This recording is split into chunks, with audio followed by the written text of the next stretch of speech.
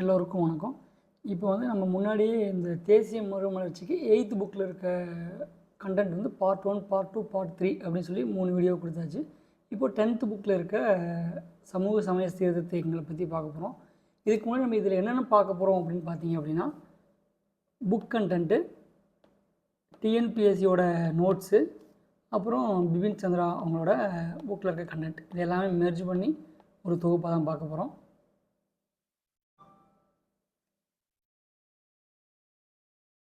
நமக்கு இதில் என்னென்ன விஷயங்கள் பார்க்க போகிறோம்னு பார்த்தீங்க அப்படின்னா, சீர்திருத்த இயக்கங்கள், அப்புறம் புத்தெழுச்சி சீர்திருத்தங்கள், அதாவது ஹிந்து சமயத்தை முன்னெடுத்து வர்றது, ஜாதி எதிர்ப்பு இயக்கங்களை பற்றி பார்க்க போகிறோம்.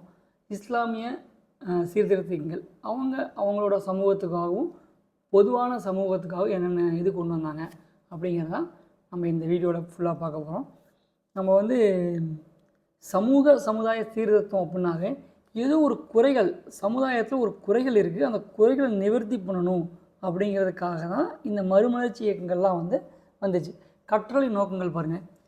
பிரிட்டிஷ் இந்தியாவில் புதிய விழிப்புணர்ச்சியை உருவாக்குவதில் மேற்கத்திய சிந்தனைகள் மற்றும் கிறிஸ்துவ மதத்தின் செல்வாக்கு, சமுதாய மற்றும் சமயத்துறைகளில் ஏற்பட்ட போட்டிகள், உடன்கட்டை ஏறுதல், அடிமை முறை, தீண்டாமை, குழந்தை திருமணம் போன்றவங்களுக்கு பழக்க வழக்கங்களுக்கு எதிர்ப்பு தெரிவிக்கிறது. உருவ வழிபாடு, சடங்குகள், மூட நம்பிக்கைகள் அதற்கு எதிர்ப்பு தெரிவிக்கிறது.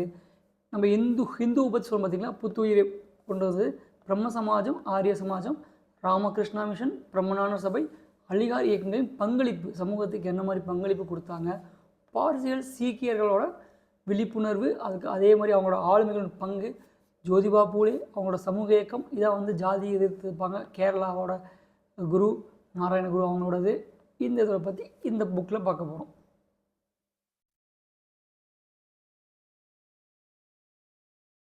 அறிமுகத்தில் பார்த்தீங்க அப்படின்னா, 19ஆம் நூற்றாண்டின் சமய சார்ந்த சீர்திருத்த இயக்கங்கள் இருக்குது. இவங்க பிரம்ம சமாஜம், பிரார்த்தனை சமாஜம், அலிகார் இயக்கம், இது எல்லாமே சீர்திருத்த இயக்கங்கள் அப்படின்னு ஒரு வகை, 2 வகையாக பிரிக்கிறாங்க. அந்த சீர்திருத்த இயக்கங்களே 2 வகையாக பிரிக்கிறாங்க. ஒன்று சீர்திருத்த இயக்கம், பிரம்ம சமாஜம், பிரார்த்தனை சமாஜம், அலிகார் இயக்கம், இதெல்லாம் சீர்திருத்த இயக்கங்களாகவும், இன்னொன்று புத்தெழுச்சி இயக்கம், அதாவது ராமகிருஷ்ண மிஷன், தியோபந்த் இயக்கம், இதெல்லாம் சமய புத்தெழுச்சி மீட்டெடுப்பு இயக்கம், மீட்டெடுப்பு சீர்திருத்தம் அப்படின்னு 2 வகையாக பிரிக்கிறாங்க. ஏன்னா சில டைம் இதவே ஆப்ஷனில் வச்சுட்டு கீழே கொடுத்ததெல்லாம் எது சீர்திருத்த இயக்கங்கள் அல்ல அப்படின்னு இருக்கலாம், இல்லை எது சீர்திருத்த இயக்கங்கள் அப்படின்னு கேட்கலாம்.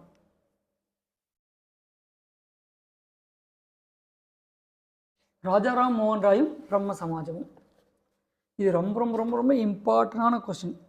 ஏன்னு பார்த்தா ரொம்ப அதிகமாக கொஸ்டின் கேட்டிருக்க ஏரியாவும் இந்த ஏரியா தான். ராஜாராம் மோகன் ராய் அவர் 1772 பிறக்கிறாரு. எங்கே? வெஸ்ட் பெங்காலில் பிறக்கிறாரு. மேலை நாட்டு கருத்துக்களால் கவரப்பட்டு சீர்திருத்த பணியை முன்னெடுத்த தொடக்கால சீர்திருத்தவாதியில் இவர் ஒருவர். பெரும் அறிஞர் அவர். தனது தாய்மொழியான வங்காள மொழியில் புலமை பெற்றிருந்ததோடு மட்டுமல்லாமல் அரபி, சமஸ்கிருதம், பாரசீகம், ஆங்கிலம் இது எல்லாமே அவருக்கு தெரிஞ்சிருக்கு.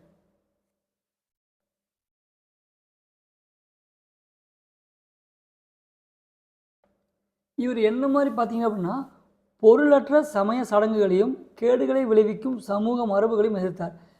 இவர் ஒரே ஒரு கடவுள் அப்படின்னு சொல்கிறாரு.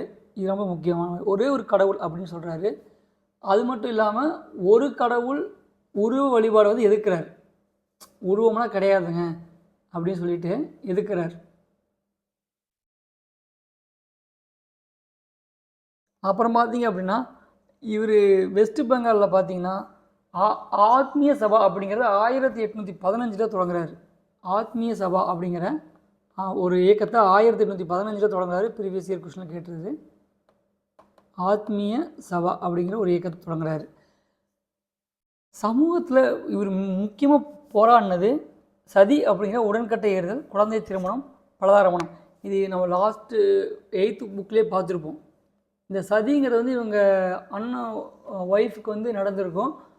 அப்போ இவர் இன்னும் கொஞ்சம் வெகுண்டெழுந்து இதை ஒழிச்சே திருவேன்னு சொல்லி வில்லியம் பெண்டிங்கோட உதவியால் இந்த ஒழிப்பு சட்டத்தை 1829 டிசம்பர் 4 கொண்டு வராரு. விதிமுறை 17 இதை முன்னாடியே பார்த்தது தான். இது மட்டும் இல்லாமல் வேறு என்ன பண்ணுறாங்க அப்படின்னு பார்த்தீங்கன்னா, மோகன் ராய் வந்து பெண்ணடிமைத்தனத்தை வந்து கண்டனம் செய்கிறாரு. ஆண்கள் பெண்களை கீழானவர்கள் நடத்தும் முறையை வந்து எதிர்க்கிறாரு. வந்து இவர் ஒரே ஒரு மைண்டில் இருக்கார். கடவுள் வந்து ஒருத்தர் தான், ஒரே ஒரு கடவுள் தான், உருவ வழிபாடு அப்படிங்கிறது கிடையவே கிடையாதுன்னு சொல்லியிருக்காரு. அதை அவர் ப்ரூவ் பண்ணுற விதமாக பள்ளிகள் கல்லூரிகளில் வந்து ஆங்கில கல்வியும் மேல்நாட்டு அறிவியலும் வந்து அறிமுகம் செய்கிறத ரொம்ப ரொம்ப ஆதரிக்கிறார். முழுமையாக ரொம்ப ஆதரிக்கிறார். ஏன்னா மக்களுக்கு வந்து கல்வியும் அறிவியலும் கிடைச்சாதான் இந்த சமூகத்தில் இருக்க இந்த ஏற்றத்தாழ்வு இதெல்லாம் நார்மலாகும். அப்புறம் வந்து இந்த சமூகத்தில் நடக்கிற தீமைகளை வந்து எதிர்த்து கேட்பாங்க அப்படிங்கிறத நோட் பண்ணுறாரு. 1828 பிரம்ம சமாஜத்தை நிறுவுறார். ஆகஸ்ட் 20. இது ரொம்ப ரொம்ப முக்கியம். ப்ரீவியஸ் இயர் கொஸ்டின் கேட்டிருக்காங்க. கொல்கத்தாவில் ஒரு கோயிலையும் கட்டுறாரு. அந்த கோயிலில் பார்த்தீங்கன்னா இவரோட கோட்பாடே அப்படி தான், சிலைகள் இருக்கக்கூடாது, உருவ வழிபாடு கிடையாது, ஒரே ஒரு கடவுள் அப்படிங்கிறது தான். அது மட்டும் இல்லாமல் எந்த ஒரு மதத்தையும் அவர் ஏளனமாகவோ இதாக பேசலை. நான் இதை சொல்கிறேன்ப்பா, அதே மாதிரி இன்னொரு மற்ற மதத்தை நான் வந்து இது பண்ண மாட்டேன். கல்வியறிவு கொண்டு வந்தால் தான் மக்கள்கிட்ட வந்து எல்லா ஒரு இது வரும் அப்படிங்கிறத வந்து இவர் நம்பினார். ஆனால் அப்படி நம்பினாலும் கூட இந்த இயக்கம் வந்து மக்களுக்கிட்ட போச்சா அப்படின்னு பார்த்தா கிடையவே கிடையாது. கீழ்த்தட்டு மக்கள்கிட்ட போகாமல் ஒரு படித்த அவங்களுக்குள்ளேயே இருந்தனால இது ஒரு தோல்வி அடைந்ததாக தான் பார்க்கப்படுது. நம்ம என்ன பண்ணலாம்னா இந்த புக் கண்டென்ட் வந்து ஓரளவுக்கு பார்த்துட்டு அப்புறம் பார்த்திங்கன்னா இன்னும் ப்ரீவியஸ் இயர் கொஸ்டின் கேட்டது எல்லாமே நம்ம தனியாக ஒரு இதை பார்த்துக்கலாம். ஏன்னா அப்போ தான் குழப்பம் வராது, டக்குன்னு முடிச்சுட்டு வந்துடலாம். இதில் புக்கில் வந்து பெருசாக இருக்காது, நீங்கள் உடனே ரீட் பண்ணி பார்த்துங்க. இப்போது இந்த மகாரிஷி தேவேந்திரநாத் தாகூர் அப்படிங்கிறதுனா 1833 வந்து அவர் இறந்துடுவார். இந்த மாதிரி லண்டன் போயிருப்பார், அங்கே பார்த்திங்கன்னா அவர் இறந்துடுவார். ஸோ அதுக்கப்புறம் இந்த ராஜாராம் மோகன் ராயோட இயக்கத்தை வந்து பார்த்துக்கிட்டது பார்த்திங்கன்னா மகாரிஷி தேவேந்திரநாத் தாகூர். இந்த தேவேந்திரநாத் தாகூர் யாருன்னு பார்த்தீங்க அப்படின்னா ரவீந்திரநாத் தாகூரோட அப்பா. இவர் வந்து 4 கொள்கையை தான் வந்து மெயினாக பார்க்குறாரு. இது வரைக்கும் கொஸ்டின்லாம் பெருசாக கேட்டது கிடையாது. பட் இது என்ன சொல்கிறாருன்னா, அவர் ஒரே கடவுள் தான் சொல்கிறாரு. தொடக்கத்தில் எதுவும் இல்லை அப்படின்னு சொல்லாலும் கூட எல்லாம் ஒரு கடவுள் அப்படின்னு சொல்கிறாரு. ஒருவர் அந்த உண்மையின் எல்லையற்ற ஞானத்தின் நற்பண்பின் சக்தியின் கடவுளாவார். அவரே நிலையானவர், எங்கும் நிறைந்திருப்பவர், அவருக்கு இணை யாரும் இல்லை. அவருக்கு இணை யாரும் இல்லை சொல்கிறார். ஒரே ஒரு கடவுள் மட்டுமே உள்ளார், அவருக்கு இணை யாரும் இல்லை அப்படின்னு சொல்கிறது. அப்புறம் வந்து இந்த நம்முடைய வீடு பேர் அப்படிங்கிறத பார்த்தீங்கன்னா வீட்டை விட்டு வெளியே போயிட்டு ஞானி ஆவாங்களே, அதை வந்து இப்பிறவிலும் அடுத்த பிறவிலும் அவரை நம்புவரை வந்து அவரை வணங்குவதையும் சார்ந்தது. நீங்கள் ஞானி ஆகிறது அப்படிங்கிறது நீங்கள் இந்த பிறவியில் நம்புறது, அவரை எவ்வளோ நம்புறீங்களோ அதான் வந்து நம்பிக்கை. அதை பற்றி சொல்கிறாரு. அதே மாதிரி அவரை நம்புவது அப்படின்னா என்னன்னு சொல்கிறாரு, அவரை நேசிப்பதிலும் அவர் விருப்பத்தை செயல்படுத்துவதையும் அடங்கியிருக்கு. அவரை எந்த அளவுக்கு நேசிக்கிறீங்களோ அவரோட விருப்பத்தை செயல்படுத்துறீங்களோ அதான் அவரை நம்புவது அப்படின்னு சொல்கிறாரு. இதில் பார்த்தீங்க அப்படின்னா தத்துவ போதினி அப்படின்ட்டு ஒரு சபா வந்து இது பண்ணுவார், தத்துவ போதினி அப்படின்னு சொல்லிட்டு. அது ப்ரீவியஸ் இயர் கொஸ்டினில் கேட்டிருக்காங்க. அக்டோபர் 6, 1839 தத்துவ போதினி சபா. அதாவது போதினா போதனைகள், அதாவது யார் போதனையில் ஒரு மற்றவங்க சொல்லுவாங்க அப்படின்னா ராஜாராம் போதனைகளை பரப்புவதற்காகவே கல்கட்டாவில் உருவாக்கியிருப்பார். ஏன்னா இதெல்லாம் வெஸ்ட் பெங்கால் நடக்குது, அப்போ கல்கத்தா தான். இவர் தான் வந்து தத்துவ போதினியும் ஒரு பத்திரிகையும் வங்காள மாத இதழாக மந்த்லி பேப்பராக இதே நேமில் ஒரு இதழும் கொண்டு வந்து நடத்திட்டு இருந்திருக்காரு. இது ப்ரீவியஸ் இயர் கொஸ்டின். நம்ம வந்து இந்த கேசவ சந்திரசன் அப்புறம் வந்து அந்த பிரார்த்தனை சமாஜம் இதெல்லாம் லைட்டாக புக்கில் இருக்கிறத பார்த்துட்டு நம்ம வந்து அவுட் சைட் சோர்ஸு இதெல்லாம் கொஞ்சம் ஓவராலாக பார்த்துக்கலாம். சரிங்களா? கேசவ சந்திரசனும் இந்திய பிரம்ம சமாஜம் இது என்ன ஆகும் அப்படின்னு பார்த்தீங்க அப்படின்னா சிம்பிள் கான்செப்டுங்க. 2 பேர் 3 பேர் ஒரு குரூப் ஒரு கட்சியில் இருக்காங்க அப்படின்னா ஆளுமை அப்படிங்கிறது யாரோ ஒரு 2 பேர்த்துக்குள்ளே போட்டி வரும்போது அது பிரிஞ்சு போகும். கருத்தியல் ரீதியாக இருக்கலாம், இல்லை நான் பெரியனா நீ பெரியனா, இது இன்றைக்குன்னு இல்லை என்றைக்குமே இது ஒரு கான்செப்ட் தான். அதே மாதிரி தான் இந்த கேசவ சந்திரசன் அப்படிங்கிறவர் பார்த்தீங்கன்னா 1857 இந்த சபையில் இணையிறாரு. 1857 இந்த சபையில் இணையிறாரு. 1866 பார்த்தீங்கன்னா பிரம்ம சமாஜத்தின் உறுப்பினர்களிடையே பிளவு ஏற்படுது. இந்த கேசவ சந்திரசன் வந்து இந்த சமாஜத்தில் இது விலகிறாரு. விலகிட்டு அவர் வந்து பார்த்திங்கன்னா இந்திய பிரம்ம சமாஜத்தை உருவாக்குறாரு. அப்போது இது கேட்டிருக்காங்க ப்ரீவியஸ் இயரில். சரிங்களா? இந்திய பிரம்ம சமாஜத்தை உருவாக்கியவர் 1866 கேசவ சந்திரசன். அப்புறம் பார்த்தீங்கன்னா தேவேந்திரநாத் தாகூரோட வந்து ஆதி பிரம்ம சமாஜ். ஆமாம், இது முன்னாடி இருந்தே இருக்கா, அப்போ அதை ஆதின்னு சொல்கிறாங்க. குழந்தை திருமணத்தை வந்து கண்டிக்கிறதா நம்ம முன்னாடியே பார்த்தோம், இதோட முக்கிய இது. ஆனால் அப்படி இருக்கும்போது தன்னோட 14 வயது மகளை வந்து ஒரு இந்திய இளவரசனுக்கு பேர் இதில் குறிப்பில்லை இது பண்ணுறாரு, கல்யாணம் பண்ணி கொடுத்துட்றாரு. அதை எதிர்த்தவங்க வந்து இந்திய பிரம்ம சமாஜ் வந்து சாதாரண சமாஜ் அப்படிங்கிறத உருவாக்கிட்டாங்க. இதை சாதாரண சமாஜ் வந்து 1878 உருவாக்குவாங்க. இவ்வளோ தான் கான்செப்ட். இது அப்படியே பார்த்திங்கன்னா பிரிஞ்சு 3 கட்சி ஆகிடுச்சு. சரி, இப்போது இந்த கேசவ சந்திரசன் அப்படிங்கிற பார்த்தீங்க அப்படின்னா இது ப்ரீவியஸ் இயர் கொஸ்டின் கேட்டது. 1870 இந்திய ரிஃபார்ம் அசோசியேஷன் IRA அப்படின்னு ஒரு அமைப்பை உருவாக்குறார். இது ப்ரீவியஸ் இயர் கொஸ்டின், இது அப்படியே கேட்டிருக்காங்க. நவவிதான் சமாஜ் அப்படிங்கிறதும் இவர் தான் கொண்டு வந்தார். நவவிதான் சமாஜ், இதுவும் ப்ரீவியஸ் இயர் கொஸ்டின். இது ரெண்டுமே கொண்டு வந்தது கேசவ சந்திரசன் அப்படின்னு. சரி, இதை முடிச்சுட்டு இன்னும் டெப்த்தாக பார்ப்போங்க. நிறையா கண்டென்ட் இருக்குது நமக்கு இந்த புக்கில் இல்லாமல் ப்ரீவியஸ் இயரில் கேட்டது. நம்ம என்ன பண்ணுறோம் அப்படின்னா ஈஸ்வர சந்திர வித்யாசாகர் அவர் ஈஸ்வர சந்திர வித்யாசாகர் அப்படின்னு எடுத்துக்கிட்டாவே ஒரே ஒரு ஆள் விதவை திருமணத்துக்கு ரொம்ப சப்போர்ட் பண்ணுவார். சரிங்களா? இவர் இன்னொன்று என்ன சொல்கிறாரு, இந்து மறை நூல்களே முற்போக்கானவை அப்படின்னு வாதிக்கிறார். மற்றவங்க எல்லாருமே வந்து அப்படி சொல்ல மாட்டாங்க. ஆனால் இவர் என்ன சொல்கிறாரு அப்படின்னா அதெல்லாம் கிடையாதுங்க, இந்து மதம் தான் வந்து முற்போக்கானவை அப்படின்னு சொல்கிறாங்க. அப்புறம் பார்த்திங்கன்னா நவீன வங்காள உரைநடை முன்னோடி ஆவார். இவர் தான் வந்து நவீன வங்காள உரைநடையின் முன்னோடி ஆவார். பெண் கல்வியை மேம்படுத்துவதில் முக்கிய பங்காற்றார். இதெல்லாம் ப்ரீவியஸ் இயர் கொஸ்டினில் கேட்டிருக்காங்க. 1856 வந்து இந்த விதவைகள் மறுமணம் சட்டத்துக்கு ஏற்றதுக்கு ரொம்ப முக்கியமான ஒரு ஆளாக இவர் அறியப்படுறார். இவரை பற்றி இந்த 3 பாயிண்ட் தான் ரொம்ப முக்கியமானது. அந்த 1800 இந்த பாக்ஸ் கணக்கு பார்த்துக்குவோம். 1860 முதல் முறையாக திருமண வயது சட்டம் வந்து இயற்றப்படுது. அதில் பார்த்தீங்க அப்படின்னா இதுவும் வித்யாசாகருக்கு தான் கிரெடிட் கொடுக்குறாங்க. அப்போ பார்த்தீங்கன்னா 10 வயசு நிர்ணயம் செய்கிறாங்க. 10 வயசு. அப்போ 10 வயசு அப்படின்னா அதுக்கு முன்னாடி எத்தனை குட்டி பொண்ணுங்களை சின்ன பொண்ணுங்களை கல்யாணம் பண்ணியிருப்பான்னு பார்த்துக்கேன். அப்போ அதனால தான் நிறைய கான்ட்ரவர்சி நடந்திருக்குது. 1891 பார்த்திங்கன்னா அதை 12 வயசாக ஆக்குறாங்க. 1925 13 வயசாக கொண்டு வராங்க. இதெல்லாம் பார்த்தீங்க அப்படின்னா ஒரு கமிட்டி சொல்லுது, 1929 கொண்டு வந்த அந்த ஏஜ் ஒப்புதல் கமிட்டி சொல்லுது, இதெல்லாம் வந்து படித்தவங்களுக்கு மத்தியில் தான் இருந்துச்சுங்க, நடைமுறையாலாம் எதுவுமே கிடையாது அப்படின்ட்டு அந்த கமிட்டி சொல்கிறாங்க. இதெல்லாம் ஒரு டைம் ரீட் பண்ணிக்கங்க புக்கை. பட் ரொம்ப ஒரு எடுத்து பார்த்தீங்கன்னா ஒரு 20 பாயிண்ட் கூட தான் இருக்கும். ஓகேங்களா? சரி, அடுத்து பிரார்த்தனை சமாஜம். இவன் கிட்டத்தட்ட பிரம்ம சமாஜத்தோட ஒரு இதை பிரார்த்தனை அப்படின்னு வந்துட்டாவே மகாராஷ்டிரா பகுதிக்கு வந்துடும். அதெல்லாம் வெஸ்ட் பெங்கால் பகுதியில் இருந்துச்சுங்களா, இது வந்து மகாராஷ்டிரா பகுதிக்கு வந்துடணும். இதில் பார்த்தீங்க அப்படின்னா 1867 கொண்டு வர்றாங்க பிரம்ம சமாஜம்.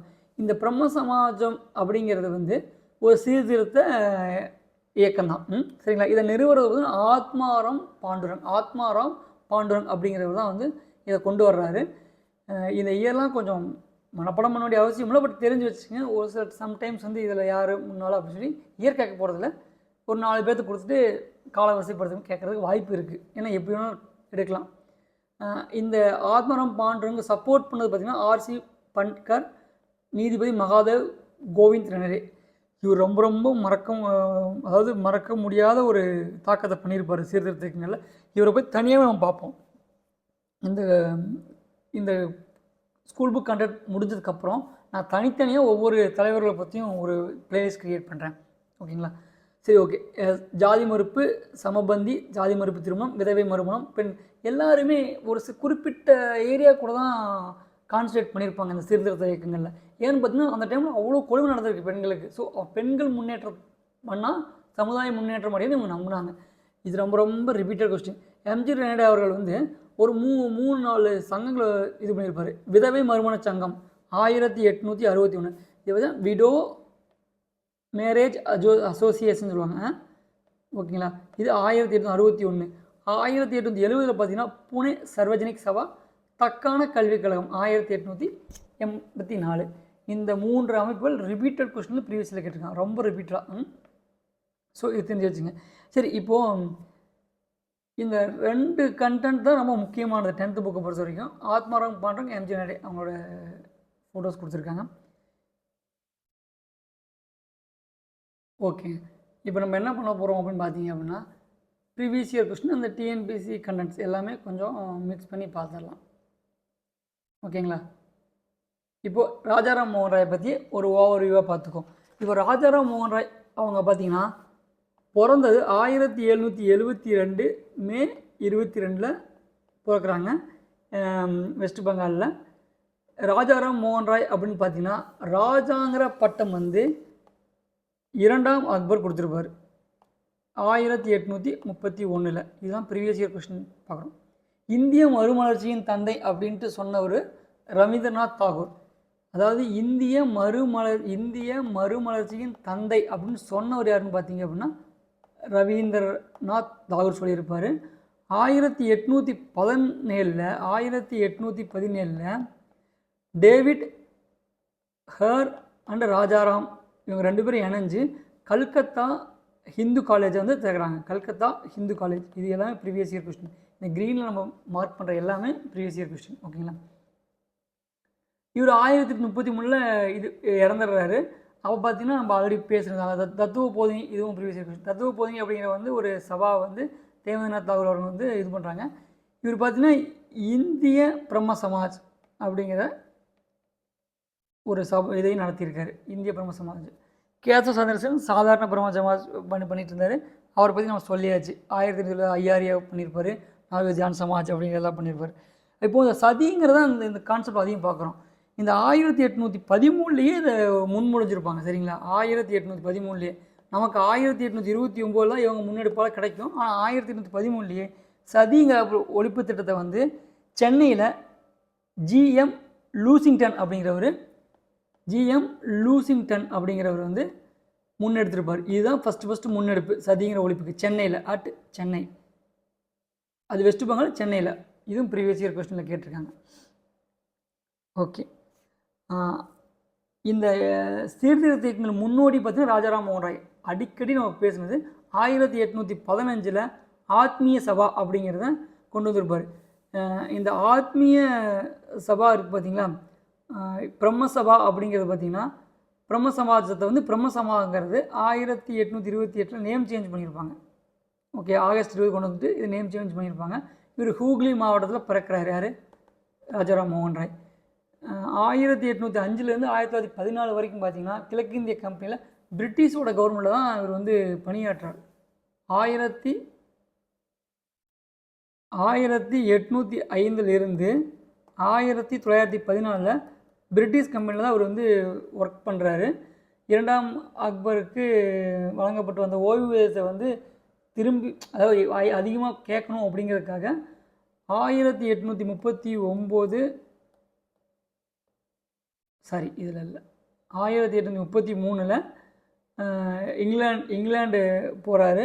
அந்த இங்கிலாந்து போன இடத்துல வந்து இவர் இறந்துடுறாரு ஒரு மர்மமான முறையில். ஓகேங்களா, நவீன இந்தியாவின் விடிவெள்ளி, அதாவது ஃபாதர் ஆஃப் மாடர்ன் இந்தியா அப்படின்ட்டு சொல்கிறாங்க. இதுவும் ப்ரீவியஸ் இயர் கொஸ்டின். ராஜாராம் மோகன் ராய் வந்து வங்காள மொழியில் வந்து சம்வாத் கௌமுகி அப்படிங்கிற ஒரு வார இதில் வந்து ஃபஸ்ட்டு கொண்டு வர்றாரு. சம்வாத் கௌமுகி அப்படிங்கிற ஒரு வார இதில் கொண்டு வர்றாரு. அப்புறம் இது இல்லாமல் மீரத் உல் அக்பர் அப்படிங்கிற ஒரு பாரசீக வார இதழ். மீரத் உல் அக்பர், அக்பர்னா செய்தித்தாள் தான். மீரத் உல் அக்பர் அப்படிங்கிற ஒரு பாரசீக வார இதழை வந்து கொண்டு வர்றாரு. அதுக்கு ஆசிரியராகவும் இருக்கார். இவர் பார்த்தீங்கன்னா ஆத்மீய சபா 1815 கொண்டு வருப்பாங்களா, அந்த 1815 1828 வந்து பிரம்ம சமாஜம் கொண்டிருப்பாங்க. ஒரே கடவுள் அந்த மாதிரி கோட்பாடை கொண்டு பின்பற்றவர். சதி ஒழிப்பு 1820 இதெல்லாம் பார்த்தது தான். அவர் இறந்ததுக்கப்புறம் கேசவ சந்திரசேன், தேவேந்திரநாத் அவர்கள் இப்படிலாம் கொண்டு வந்தாங்க அப்படிங்கலாம் சொல்லியிருப்பாங்க. முக்கியமாக பார்த்தீங்க அப்படின்னா இவ்வளோ தான் இந்த ராஜாராம் மோகன் ராயை பற்றி.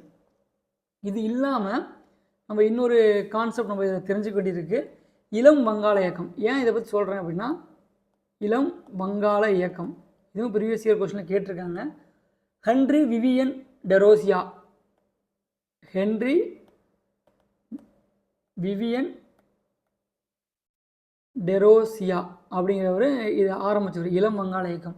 இது ப்ரீவியஸ் இயர் கொஸ்டினில் கேட்டிருக்காங்க. இது என்ன பண்ண அப்படின்னா, 1809 கல்கத்தாவில் பிறக்கிறார் இந்த டெரோசியாங்கிறவர் வந்து. இவரது சீடர்கள் வந்து டெரோசியன் அப்படின்னு சொல்கிறாங்க. இவர் தான் இதை அந்த டிஎன்பிசி மீட்டில் கொடுத்துருக்காங்க, பெருசாக கொடுக்கல. அந்த இந்து கல்லூரியில் ஆசிரியராக பணிபுரியார். நம்ம இதில் என்ன தெரிஞ்சுக்கணும் அப்படின்னா, இளம் வங்காள இயக்கம் ஹென்றி டெரோசியன், ஹென்றி விவியன் டெரோசியா, அது மாதிரி நான் வச்சுட்டா போதும். ஓகேங்களா? ஓகே. அடுத்து நமக்கு இதை விட்டுட்டோம் அப்படின்னா, பிரார்த்தனை சமாஜம் என்ன பண்ணியிருக்கு அப்படிங்கிறத நம்ம இதில் தெரிஞ்சுக்க வேண்டியிருக்குது. நம்ம சொல்லியாச்சு, மகாராஷ்டிரா தான் அதோடது. மும்பை ஏரியாவை சேர்ந்த ஆத்மாராம் பாண்டங்கால தொடங்கப்பட்டது. சமபந்தி, உங்கள் கலப்பு திருமணம், விதவியல் மரபணு, இது எல்லாமே புக் கண்டென்ட் தான் இதுலேயும் கொடுத்துருக்காங்க. அந்த இவர் என்ன சொல்கிறது, இந்த கோவிந்த் ரண்டே அவர் வந்து பார்த்திங்கன்னா 1807 புனே சர்வாஜிங் சபா, விதவியல் விண்டோ மேரேஜ் அசோசியேஷன், இதெல்லாமே புக் கண்டென்ட் தான் நமக்கு கீழே கொடுத்துருக்காங்க, வேறு எதுவும் இல்லை. இதில் இன்னொன்று என்ன ஒன்றுனா, இந்த மகாதேவ் இவர் இருக்கார்ல ரனடே சார் வந்து நேஷ்னல் சோசியல் கான்ஃபரன்ஸ் அப்படிங்கிற ஒரு இதை வந்து, இந்த point extra point, national social conference அப்படிங்கிறது வந்து 1885 இது நடத்திட்டு இருந்திருக்காரு. ஒவ்வொரு ஐஎன்சி மீட்டிங்க்கு அப்புறமும் இவங்க சந்திக்கிறாங்க. சரிங்களா? நம்ம ஓவராலாக வந்து புக் கண்டென்ட் அது இல்லாமல் எக்ஸ்ட்ரா கொடுத்துருக்க இதெல்லாமே பார்த்தாச்சு.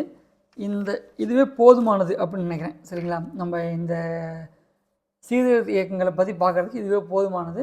ரொம்ப டெப்த்தாகவும் போக வேண்டாம். ஓகேங்களா? ஏன்னா ப்ரிலிம்ஸ்க்கு இதுவே போதுமானது, குரூப் 1 வரைக்குமே. நம்ம அடுத்த வீடியோவில் இந்து புத்துணர்ச்சி இயக்கம், அந்த ஆரிய சமாஜம், ராமகிருஷ்ண மிஷன், சுவாமி விவேகானந்தர், இவங்களை பற்றி நம்ம அடுத்த வீடியோவில் பார்ப்போம். ஸோ மறக்காமல் வீடியோ ஃபுல்லாக பாருங்கள். கமெண்ட்ஸில் சொல்லுங்கள், ஏதாவது மாற்றணும், சேஞ்ச் பண்ணணும்னா அதுக்கு தகுந்த மாதிரி என்னால் முடிஞ்ச அளவுக்கு நான் பண்ணுறேன். நன்றி, வணக்கம்.